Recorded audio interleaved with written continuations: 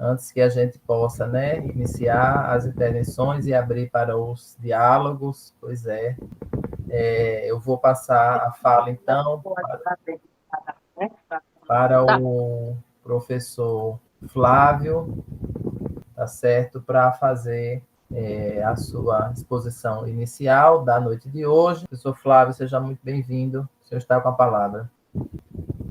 Boa noite, mais uma vez, a todos e todas. Que palavras tão fortes, tão emocionantes, né?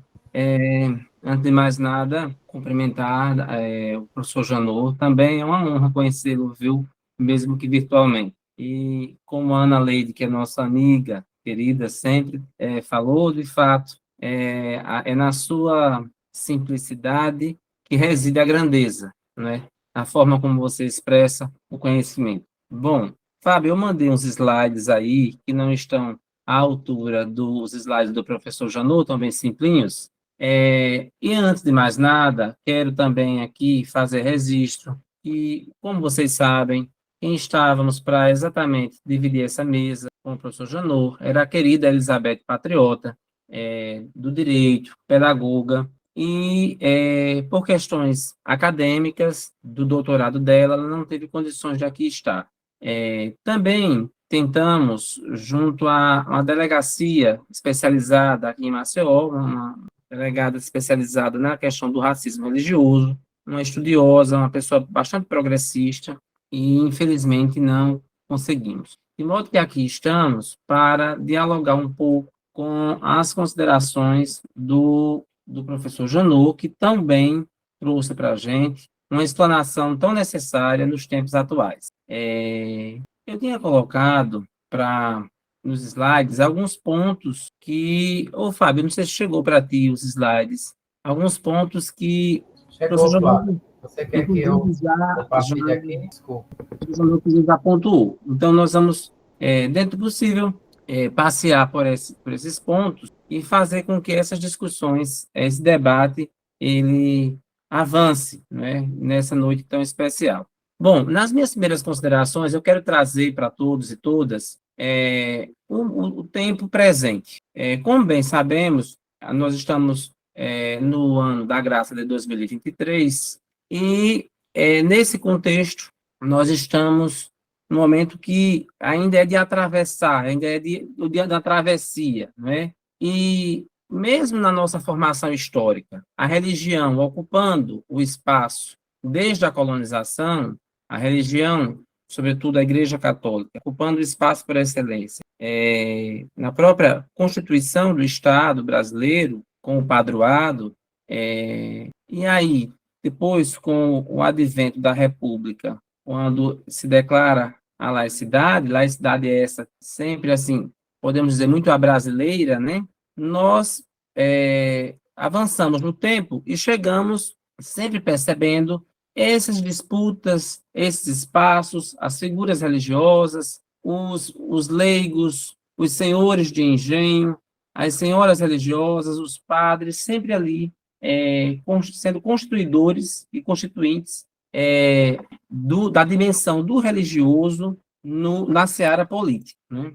Mas, em tempos de república, e pensando na república a partir da Constituição de 1988, e num contexto de redemocratização, e sobretudo nos marcos da Constituição de 88, nós vamos verificar, então, um avanço significativo, a partir dos anos 80 e na atualidade, de um fundamentalismo religioso, sobretudo nos primeiros anos do século XXI, disputando o espaço público, como o professor pontuou e trouxe Emerson Senna, como essa religião, essa disputa fundamentalista, na perspectiva judaico-cristã, se faz presente. Antes, como está aí no meu slide, eu coloquei um breve olhar do meu lugar. Sempre nas minhas falas eu faço referência, então, para que vocês entendam um pouco do porquê eu estudo religião e como isso me levou. Então, eu sou do sertão de Alagoas, uma cidade minúscula chamada Minador do Negrão. Uma cidade que ela é síntese do terreiro da Casa Grande, de famílias tradicionais, oligárquicas, de famílias religiosas. E não coloquei por acaso as imagens do Frei Damião, porque era exatamente o que marcou a minha infância. as chamadas missões de Frei Damião. Essas pregações que muitas das vezes duravam 2, 3 horas. E essas pregações eram carregadas de conteúdos e de discursos morais muito ferrenhos, aonde o Frei Damião ele enquadrava as mulheres, as moças, e era uma mensagem muito conservadora e de um autoritarismo religioso. Contudo, naquele universo de um sertão seco, de um sertão árido, de um sertão da fome, de um sertão coronelista, isso estou falando aí nos anos 90, né, que foi a minha infância e adolescência, já adolescência, na verdade.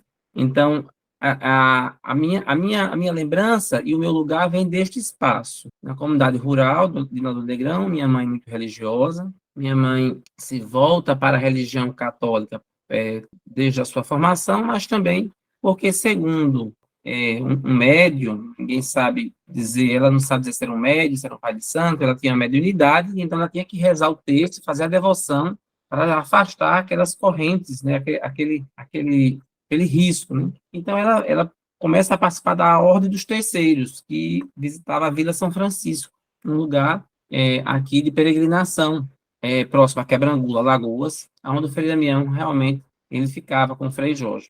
Mas ele se espalhava também as suas missões. Então, era num contexto de uma sociedade extremamente marcada pela fome, pelo latifúndio, pelos moradores de fazenda e pela pregação. Então, em um calvário da terra, essa pregação desse paraíso que confortava, de algum modo, o sofrimento dessas pessoas. Então, eu cresço, saio, né, da região do sertão, quando chego a Maceió, já é praticamente no início dos anos 2000, e após terminar minha graduação, isso sempre ficou, esse incômodo, esse questionamento dessa religiosidade, dessa forma de religião, daqueles discursos muito agressivos que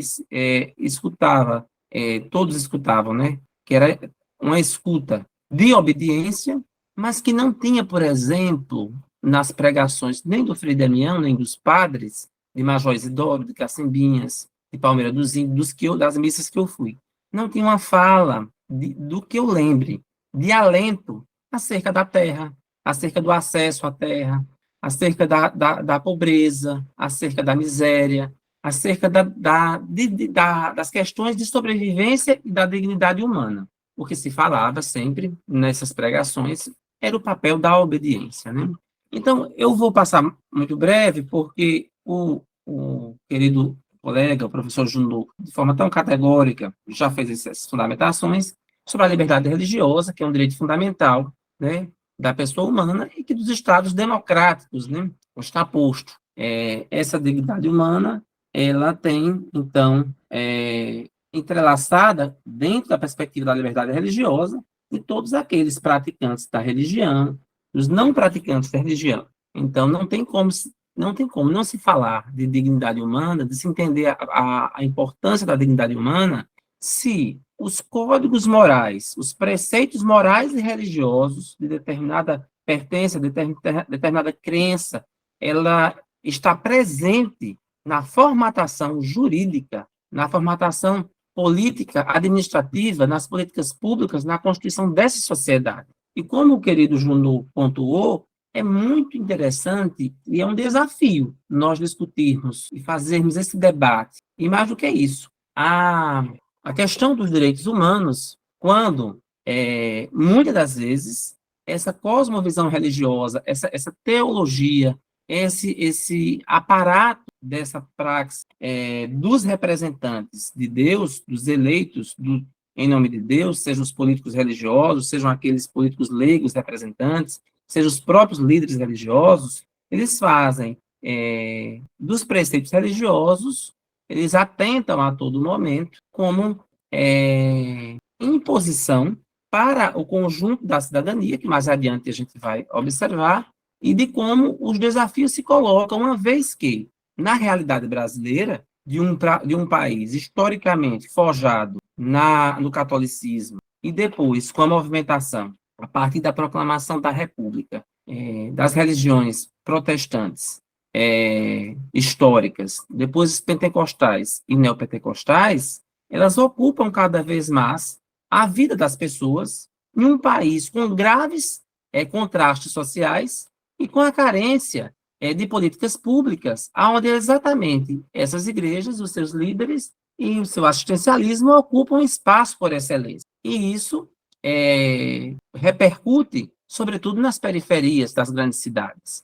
No contexto dos anos 80, pós-ditadura militar, de um país com a inflação alta, de um país com a desigualdade tremenda, depois dos anos 90, com governos marcados pelo neoliberalismo, aonde a desigualdade, aonde a pobreza ela insiste, aonde as oligarquias e os coronéis e as metamorfoses dessas oligarquias se repetem.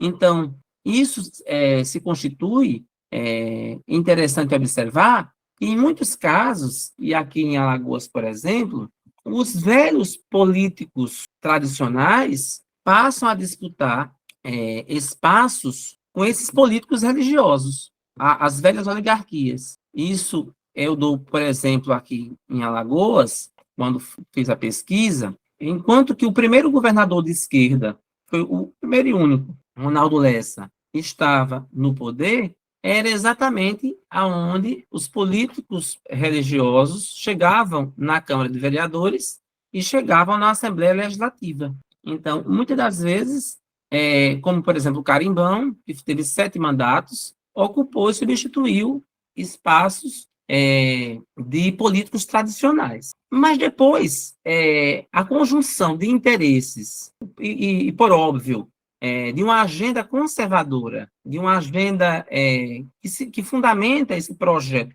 econômico neoliberal e político conservador, não se constitui em conflitos, né? Em que, em alguns casos, como o pastor da igreja do Evangelho Quadrangular, que me deu um branco total agora no nome dele, aqui em Alagoas, aqui em Maceió, daqui a pouco eu lembro o nome dele, se elegeu por repetidas vezes, e aí, depois ele sumiu de cena naquele local, mas aí, a nível nacional, nós vamos perceber que essas lideranças religiosas, que essas oligarquias da terra, que os proprietários da soja, que a bancada da bala, então, se constitui. Então, essas lideranças religiosas e o apoio desses políticos religiosos, como diz Paul Freston, eles não vão se conflitar, eles, na verdade, se complementam, porque um legitima o interesse, um grupo legitima o interesse do outro.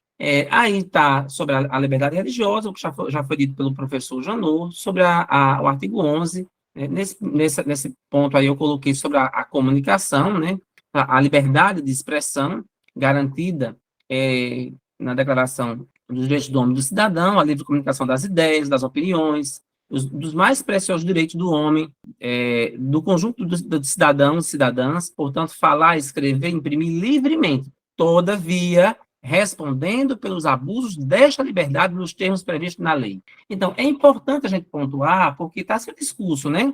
As liberdades, as liberdades, as liberdades. Então, em nome das liberdades, o racismo religioso, em nome das liberdades, a criminalização da comunidade LGBTQIA+, em nome das liberdades, a opressão das mulheres, em nome das liberdades, as violências de gênero, em nome das liberdades, tomar o espaço da educação e tomar a formação dessa educação, como a tal escola sem partido, que de sem partido não tinha nada, que aparentemente está quieta, mas não está, e quando o professor Janot lembra que o Mendoncinha está à frente de reestruturação do ensino médio, isso é um risco e é um perigo concreto, porque como vai se dar a formatação legal do novo ensino médio, vai incidir exatamente na mentalidade, na formação, na constituição das identidades de milhões de jovens deste país, onde o ensino médio é, por excelência, uma ponte,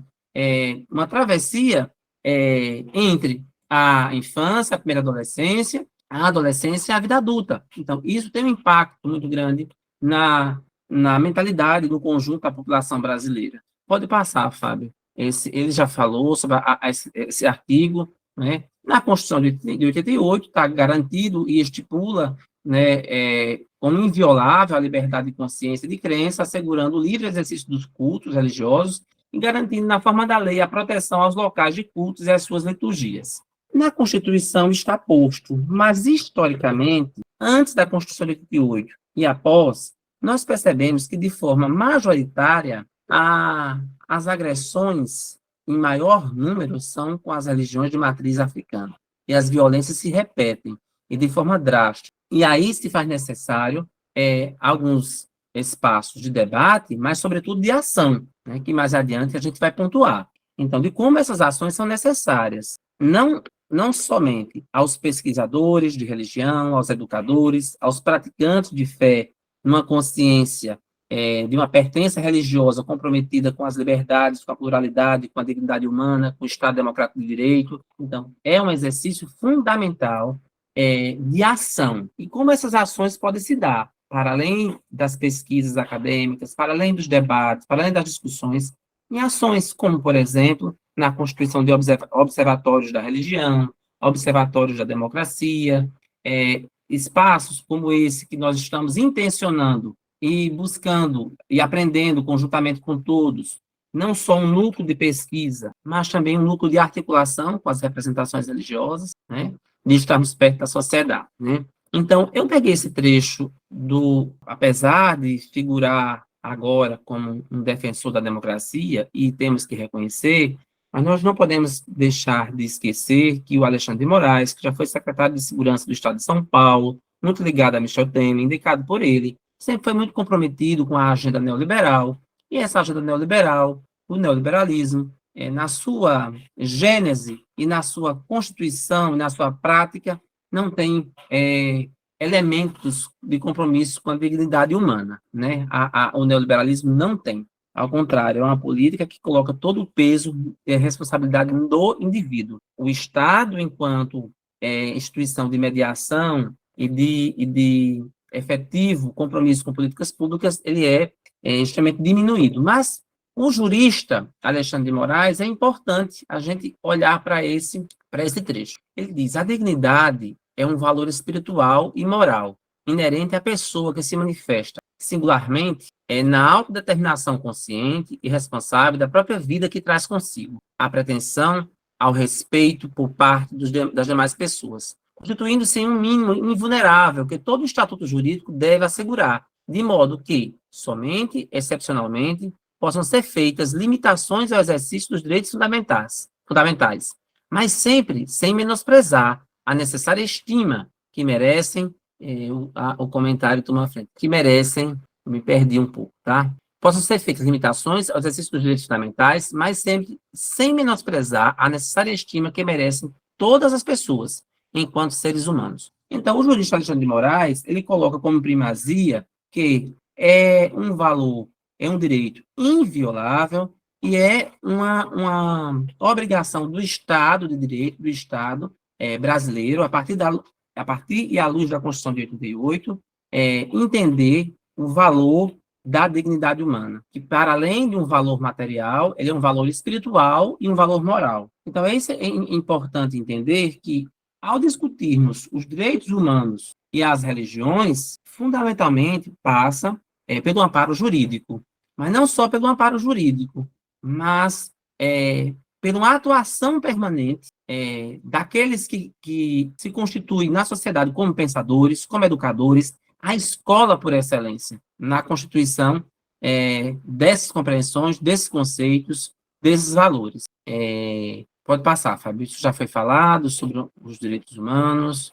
Eu queria destacar essa lei, que ela foi complementada pelo presidente Lula, essa lei que trata da liberdade religiosa e de como a lei, ela garante, como é que se diz, a lei 14.532, que equipara os crimes de injúria racial e racismo e aumenta a pena para quem praticar intolerância religiosa no Brasil, que ela foi sancionada esse ano. E aí eu peguei esses dados porque é importante a gente trazer, né? A lei, ela equipara a injúria racial e o racismo e a pena para quem praticar intolerância religiosa. E segundo o próprio Ministério dos Direitos Humanos, em 2022, foram 1.200 ataques motivados por intolerância religiosa, o que corresponde a um aumento de 45% em relação a 2020. Na Bahia, monumentos e terreiros são alvos frequentes de ataque de quem não respeita a liberdade religiosa assegurada pela Constituição Federal.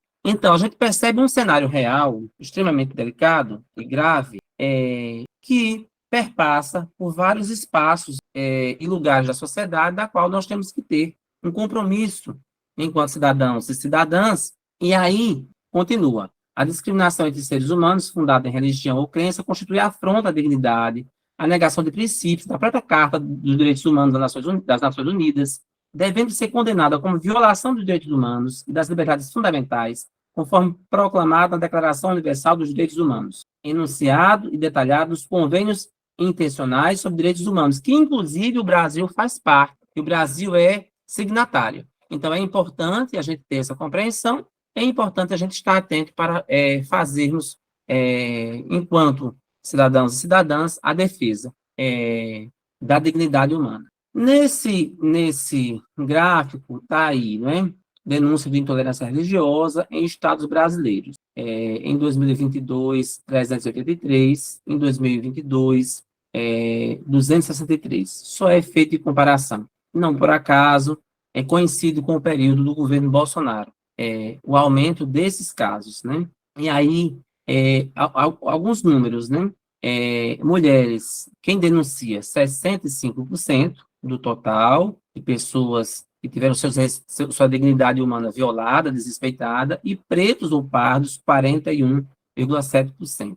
Também diz que há uma variação de 2021, que teve 373 casos, para 2022, com 2.803 casos, 813 casos, uma variação de 654,1% dessas violações. E claro que há subnotificações, porque os números reais é muito maior que isso. E o que nos deixa estarrecido é que há exatamente um projeto nacional, um projeto de país, de um fundamentalismo, numa perspectiva de um neoconservadorismo católico. A gente percebe, isso é muito claro, esse neoconservadorismo, quando a gente observa as comunidades religiosas, canais de TV, comunidades religiosas, institutos liderados por irmãs que têm conexões com figuras como a irmã Kelly Patrícia, que é muito alinhada ao padre Paulo Ricardo, com a própria comunidade Canção Nova, com os seus fundadores ou seus representantes, mesmo com uma estética aparentemente, né, moderna, da música religiosa, e uma espiritualidade, né, efervescente, né, mas com um viés muito conservador. Então, que se alinha a esse projeto de um Brasil judaico-cristão. E, como bem sabemos, pelo lado evangélico, com os pentecostais e os neopentecostais, como aí está posto nessas reportagens, as missões evangélicas que avançam na Amazônia e põem em risco povos indígenas e tradições ancestrais. Mais uma vez, se incide sobre os direitos humanos, de como essa estratégia das igrejas evangélicas passa por cima de culturas milenares, de realidades históricas complexas, de povos indígenas, de povos tradicionais, de comunidades ribeirinhas, e se utilizando de um discurso muito forte diante de uma realidade de pobreza, de miséria, de desalento, né? Inclusive com um modelo de governo que nós tivemos que deixou totalmente desamparado tanto as comunidades quilombolas, o povo preto, as comunidades periféricas, como também as comunidades indígenas. Nessa reportagem da Intercept, uma reportagem muito detalhada, reportagem riquíssima, inclusive tem dados muito mais detalhados, porque nós vamos ter a nossa perspectiva é que no ano que vem nós possamos dar continuidade com maior detalhamento e com maior cuidado. O ISER, por exemplo, no Rio de Janeiro, tem uma pesquisa e tem dados aprofundados, né, sobre todas essas questões. E aí vê nessa reportagem da Intercept o assédio ao público, o assédio público de neopentecostais, intimidando adeptos de religiões afro e que frequentam igrejas evangélicas. Isso é uma prática, inclusive com discursos muito fortes. Eu, essa semana mesmo, tenho um perfil no Instagram, como parte da minha pesquisa, o perfil chama-se Na Comunhão dos Santos. Ele tem quase 300 mil seguidores no Instagram. E numa postagem de, claro, racismo religioso, de violação aos direitos humanos, tem um vídeo de uma celebração numa igreja de Salvador, foi essa semana, com a presença das baianas, com os trajes, com as vestes, as vestimentas tradicionais da Bahia, e na descrição da postagem está lá muito claro que é coisas demoníacas, que é coisas do demônio. E isso é assim, sem medo. Eles não têm medo, né? São neoconservadores católicos que sequer reconhecem a autoridade do Papa Francisco. E isso é colocado nas redes sociais de forma descarada. E eu fico estarrecido porque é outro campo que nós temos que estar atentos, que é o universo digital. O universo digital e as religiões, aonde o discurso de ódio, aonde as agressões, as intolerâncias campeiam e estão soltas. E não tem governo, Estado que dê conta. Porque há, estrategicamente, uma postura das big techs de enrolar, de não dar o espaço devido, de não dar as condições de monitoramento, não tem vontade política, e nós temos um Congresso altamente conservador que resiste a fazer as mudanças na legislação para o acompanhamento. Como estudioso, como estudante, exatamente, Zé Carlos, pela monetização das redes sociais, porque quanto mais polêmica, quanto mais ódio, quanto mais agressões, há repercussões e há monetização. E, claro, diante disso tudo, há um discurso favorável, há um projeto que se adapta à crise do capital, uma crise estrutural do capital, em que o neoliberalismo está posto e, portanto, diante de uma crise severa de um modelo econômico que exclui, não respeita o meio ambiente, não respeita a dignidade humana e não inclui a todos, então vamos para o campo moral. Vamos festejar as discussões com uma cortina de fumaça, com agressões e com discursos de ódio. Então, nós percebemos, da nossa parte, há que se ter um compromisso por nós que estuda, no meu caso, como professor, como educador, mas como todos nós, estudantes, pesquisadores, praticantes de fé, não praticantes de fé, agnósticos, ateus, de estarmos atentos a essa questão de um diálogo interreligioso, mas de um diálogo interreligioso não na perspectiva do ecumenismo, do conceito ecumênico apenas, mas do diálogo interreligioso como canal de diálogo, como canal necessário e importante para estarmos ali, perto dessas pessoas periféricas, perto desses praticantes de fé, próximo desses que estão, inclusive, como líderes religiosos, não só denunciarmos, mas também nos fortalecermos enquanto grupos, enquanto núcleos, enquanto observatórios, porque se nós não estivermos atentos a essa perspectiva de um diálogo, para alertar aqueles que nós ainda temos um canal possível de diálogo, mas também para denunciar, mas também para acompanhar o que está acontecendo, mas também para entender que os progressistas, que as esquerdas, e todo aquele cidadão e cidadã comprometida com a Constituição de 88, com a democracia, com a dignidade humana, a gente não pode tolerar, a gente não pode repercutir na nossa igreja, no nosso espaço, uma postura de uma célula de ódio, como tem acontecido, né? Pode passar, Fábio. Eu coloquei esses pontos aí, porque foi o que me veio na minha cabeça. É claro que tem outros espaços, como, por exemplo, os observatórios das mais diferentes universidades públicas e das universidades da rede pontifícia católica, observatórios de religião, observatórios de democracia, as universidades federais, tem também os laboratórios de pesquisa de religião ou laboratório de pesquisa voltado para o ambiente democrático, as relações sociais. Mas, enquanto instituições, de modo geral, eu pensei, claro, enquanto órgão de Estado, o Ministério Público, o Ministério Público Federal, o Ministério dos Direitos Humanos, né, esse Ministério dos Direitos Humanos,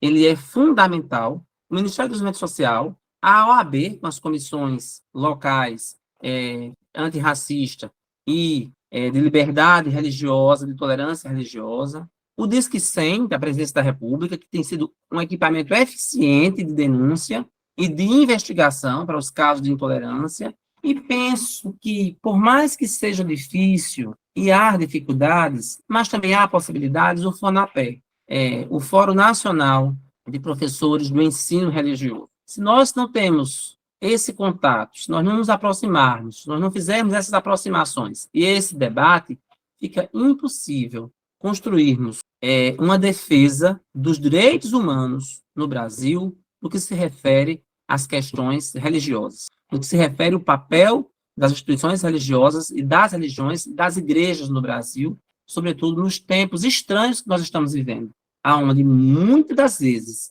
as igrejas de Cristo se tornaram células de ódio, células de projeto de poder da extrema-direita, células de um fundamentalismo em que não se prega a dignidade humana, a acolhida, a conversão.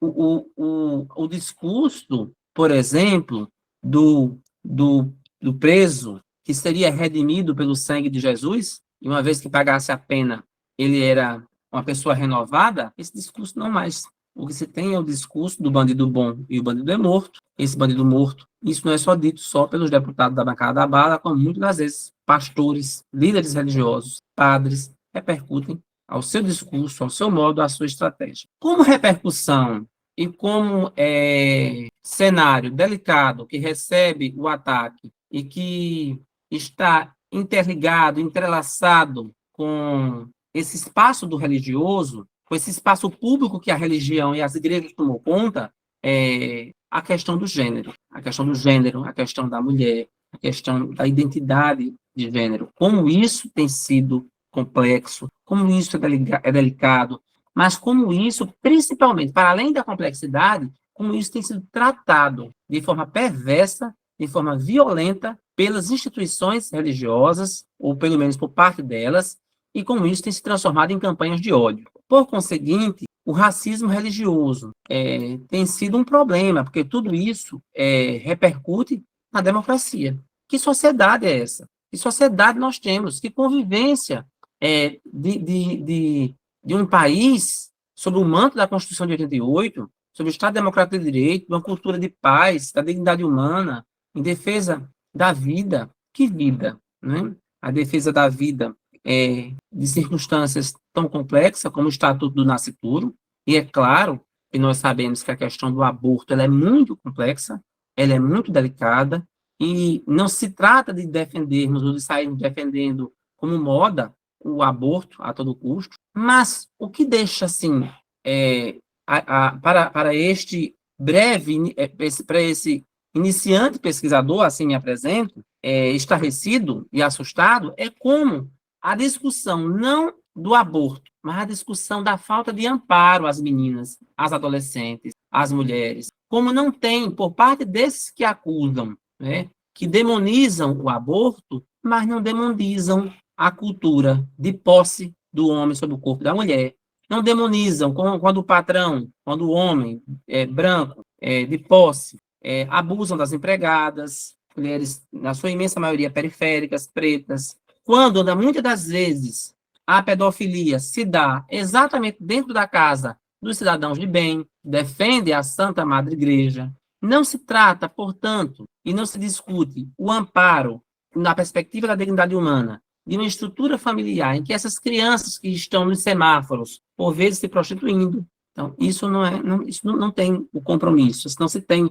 o espaço legítimo e o peso devido a essa discussão, mas é colocada de forma cínica, oportunista, asquerosa e simplória de propósito para o senso comum, que o problema da sociedade, neste aspecto, começa e termina na questão do aborto em si, como se por trás de toda a questão do aborto não tivesse uma cadeia de questões, de problemas gravíssimos que leva a essa mulher, a essa jovem, a essa adolescente a cometer tal ato. Então, isso também se faz necessário um embate e um debate sério na perspectiva dos direitos humanos. Como também das sexualidades, da questão da reprodução,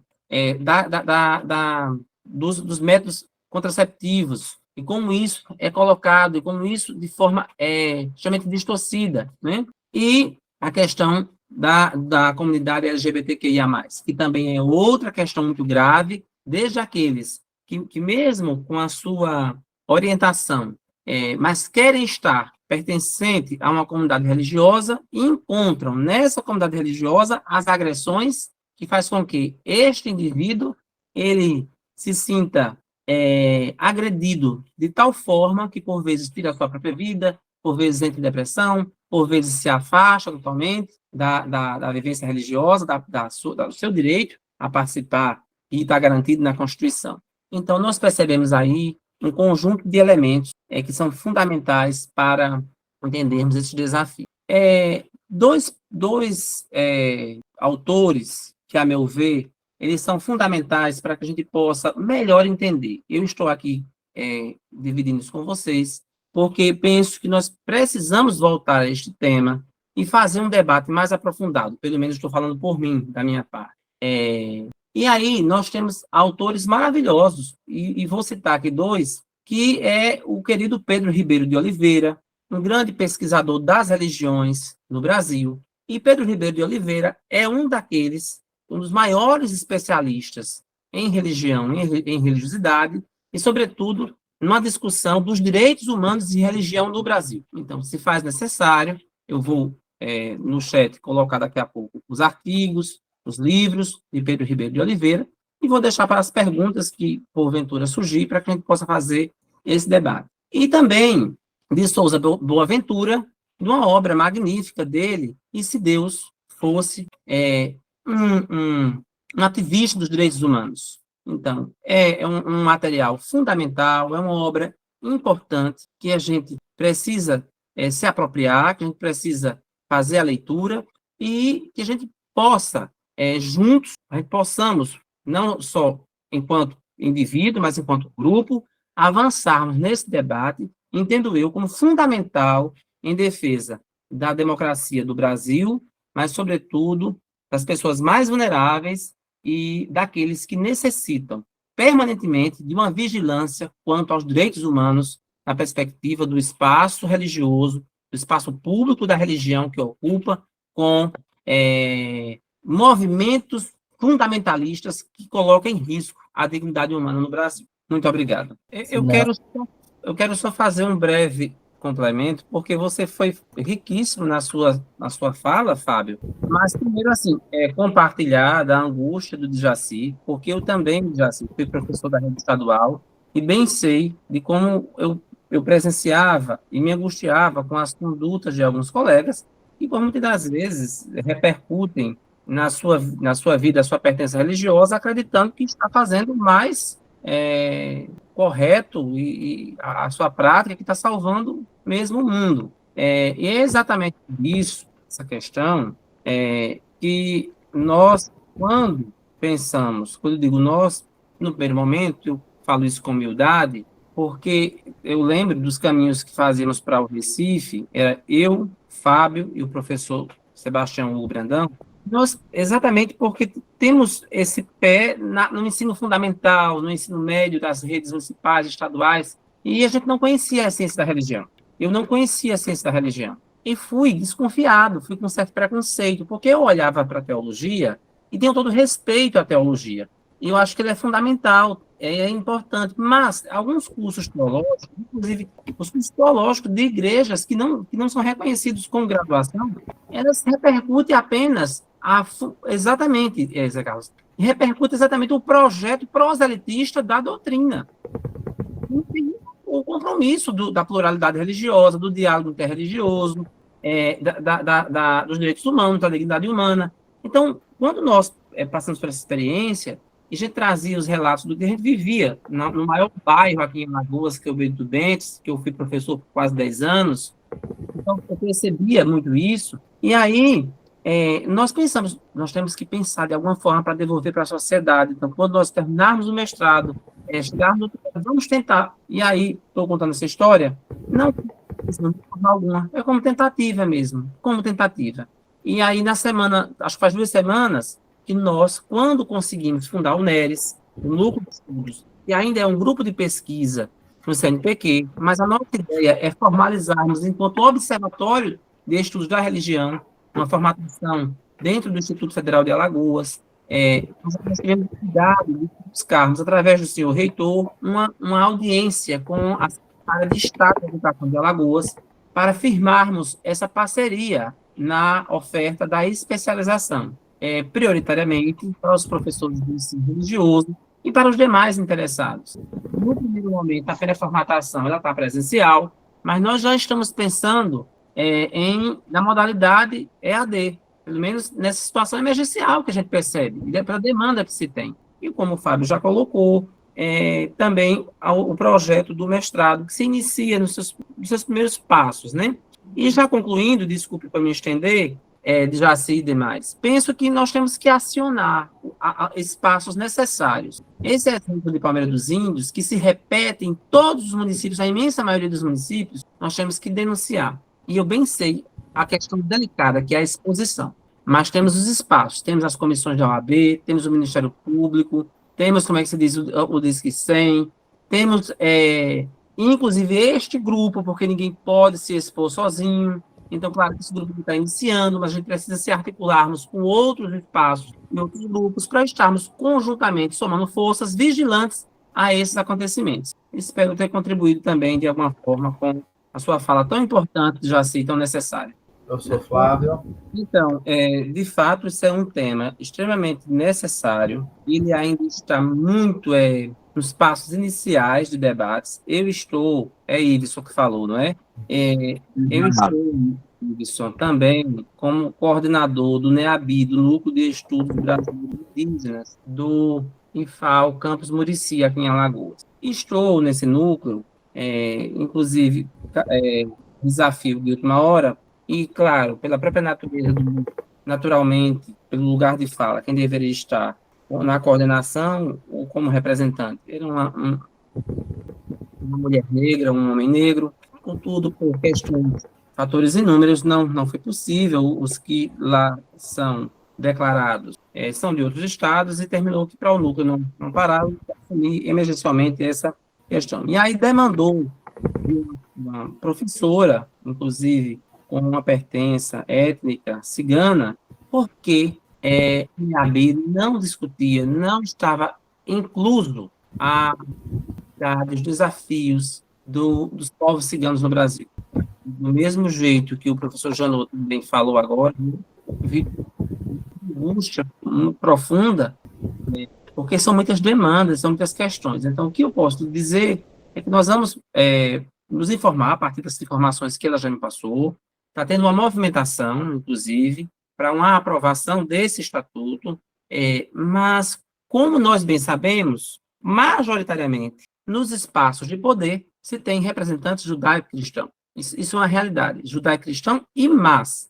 Não é só essa a questão. É o fundamentalismo em curso. Eu utilizo a palavra fundamentalismo, porque os discursos e as práticas, as ações de alguns líderes religiosos e do presidente da Frente Parlamentar Evangélica e de integrantes da Frente Parlamentar Católica não tem outro nome a não ser uma mescla do fundamentalismo religioso com ações e intenções neofascistas, muitas das vezes. Então, é um campo em disputa, de disputa política, e que requer, mais uma vez, a articulação de todos nós para encamparmos esse debate e buscarmos o espaço necessário, legítimo e devido. Eu já ia devolver para ele, que ele hoje está, como sempre, inspirado. O professor Janot é uma lenda. Vejam, assim, penso que na questão, nos temas das religiosidades, das experiências de fé, das experiências com o sagrado, temos que sempre ter o cuidado, né, enquanto indivíduos que, praticantes ou não, mas neste caso, enquanto aqueles que reivindicam ser pesquisadores, né, professores, educadores, pesquisadores, de debater com muito cuidado, com muita responsabilidade. E a pergunta dela foi muito importante, porque eu acho que traz exatamente essa demarcação que, a meu ver, se faz necessária. A questão do fundamentalismo, ela, no Brasil, ela tem endereço, ela tem nome e sobrenome. Na imensa maioria das vezes, os rebanhos, os fiéis, os leigos, eles reproduzem pela sua própria experiência mística de fé. E eles entendem, valoram, a partir do que os seus líderes, e não estou querendo dizer com isso que falta inteligência e que todo praticante de fé é massa de manobra, jamais. A gente não pode colocar a sabedoria do povo, das pessoas. Não é essa a questão.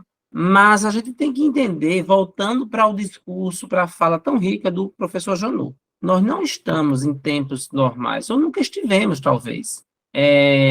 Essa crise estrutural grave do capital, em que ela coloca todos nós em permanentes guerras, em permanentes conflitos, nós estamos, enquanto sociedade, nós estamos fraturados, totalmente fraturados. E dentro dessa fratura social, econômica, cultural, de sentidos de vida, nós temos um instrumento que é novo, mas que ele está permeando na sociedade, que são as redes sociais, que são as comunicações, que são esses veículos. Então, penso eu que os líderes religiosos, eles sabem exatamente o que estão fazendo. Quando Silas Malafaia imposta a sua voz em tom agressivo, em tom ameaçador, e ele faz uma leitura do presidente da República, do presidente Lula, ou do Flávio Dino, ou de qualquer representante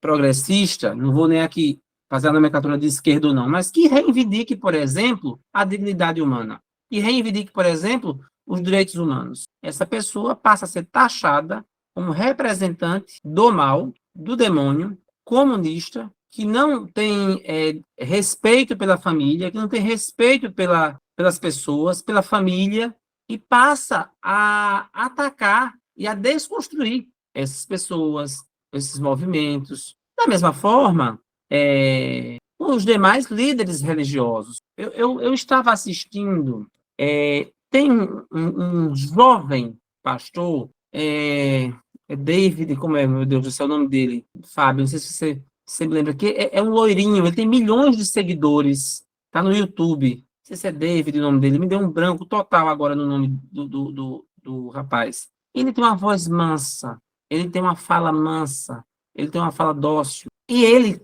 traça de forma a marcar o terreno de forma agressiva, de forma violenta, de forma com que coloque as pessoas demarcando entre o bem e o mal, entre uma guerra dos deuses, entre uma guerra entre aqueles que representam o bem e aqueles que representam o mal. E isso se repercute com o Edir Macedo, se repercute com o representante da Igreja Mundial da Graça de Deus, se repercute com o André Valadão. O discurso do André Valadão é uma das pessoas mais perversas, que distrata, que agride, e sem piedade, os gays, a questão dos direitos fundamentais da comunidade LGBTQIA+, das mulheres, e usando a palavra de Deus, os discursos. Então, assim, nós temos, para mim, uma separação muito clara. O desafio está em dialogar com a população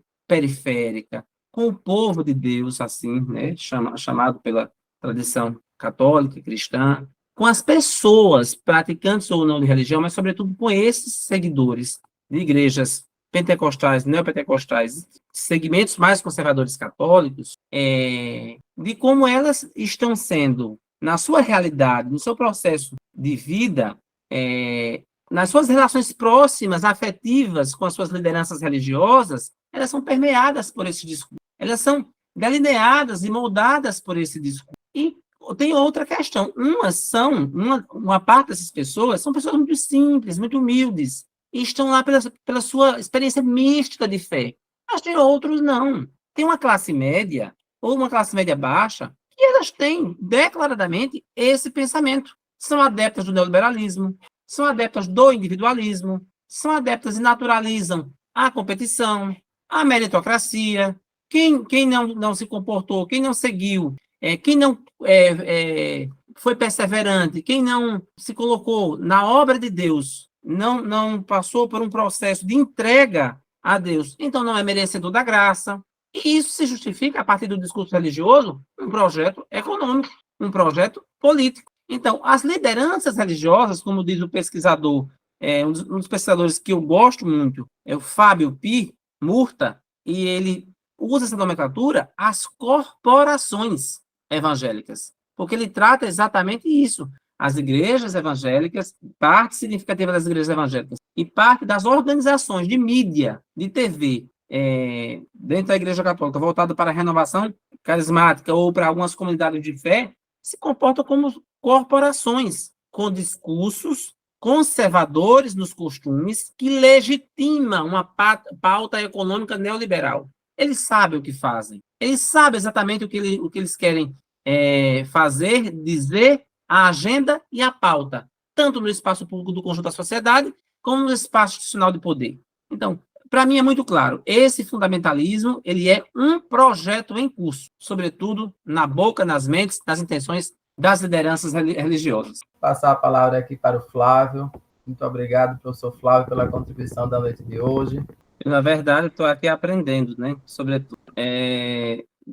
O querido professor Flores foi meu professor no curso de História, dos maiores especialistas em teologia da libertação na América Latina. Isso é verdade, viu? Tem que, quando possível, nos dar uma aula, professor. Isso é incrível, é incrível.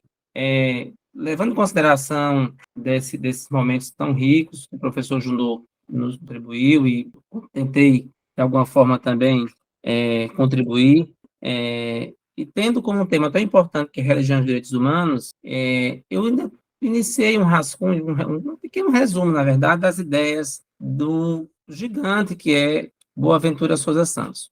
Antes de só fazer esse breve apontamento, lembrei do nome do pastor, é o David Leonardo. David Leonardo, que tem milhões de seguidores, e que é um desses que faz o fundamentalismo aveludado nas palavras, mas com conteúdo endereçado. Aí aqui tem um breve resumo, diz assim, que é exatamente a partir da obra Se Deus Fosse um Ativista dos Direitos Humanos. Se Deus fosse um ativista dos direitos humanos, parte da constatação de que os direitos humanos, enquanto linguagem de dignidade humana, gozam hoje de uma hegemonia incontestável, seria, na verdade, essa uma ilusão.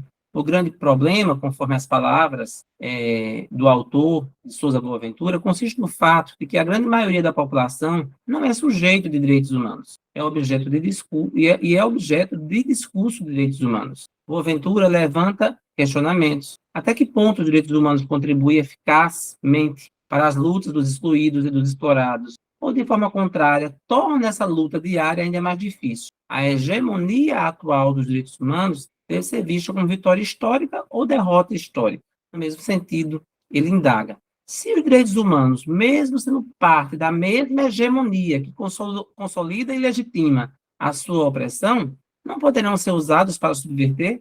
Poderão os direitos humanos ser usados de modo contra-hegemônico? Em caso afirmativo, de que modo? Essas perguntas conduzem a outras, porque há tanto sofrimento humano injusto que não é considerado uma violação dos direitos humanos. E outras linguagens de dignidade humana existem no mundo? E se existe ou não, são compatíveis com a linguagem dos direitos humanos? Então, Boaventura Souza Santos vem nos dizer de como a construção dos direitos humanos, a partir da perspectiva liberal e do capital, ela é construída.